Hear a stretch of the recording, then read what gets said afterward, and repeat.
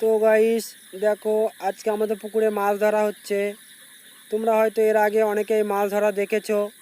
আমি তবুও ভিডিওটা বানালাম, কারণ মাছ ধরা দেখতে আমার ভীষণ ভালো লাগে। হয়তো তোমরা অনেকেই এরকম মাছ ধরা দেখতে পছন্দ করো, তার জন্যে আমি ভিডিওটা বানালাম।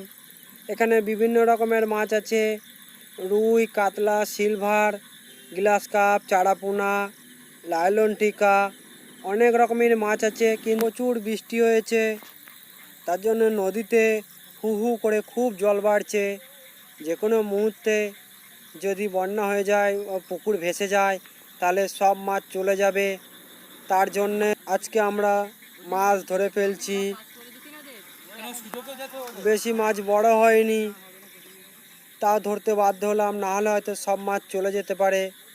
বেশি লাভ করলে, বেশি লোভ করতে গেলে হয়তো সবই চলে যাবে। বেশি লোভ করতে নেই বলে না, বেশি লোভ করলে হয়তো গুড় বাটি সবই চলে যেতে পারে। তার জন্যে আজকে আমরা মাছ ধরে ফেলছি। মাছ খেতে তেমন হয়তো ভালো লাগে না অনেকেরই। আমিও মাছ খুব একটা পছন্দ করি না, কিন্তু মাছ ধরতে বা মাছ দেখতে ভীষণ ভালোবাসি। তোমরা হয়তো অনেকেই মাছ ধরা পছন্দ করতে পারো, কিন্তু দেখো, মাছ অনেক রকমের মাছ আছে এখানে: রুই, কাতলা, সিলভার, গ্লাস কাপ, লাইলন টিকা, চারাপোনা, বাটা। কোনো মাছই বেশি বড় হয়নি, বেশি দিন ছাড়িনি।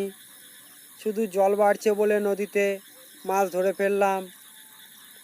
অনেক শখ ছিল এবার মাছ বেচে একটা মোবাইল কিনবো। আমার এই মোবাইলে ভালো ভিডিও হয় না, কিন্তু তা হলো না।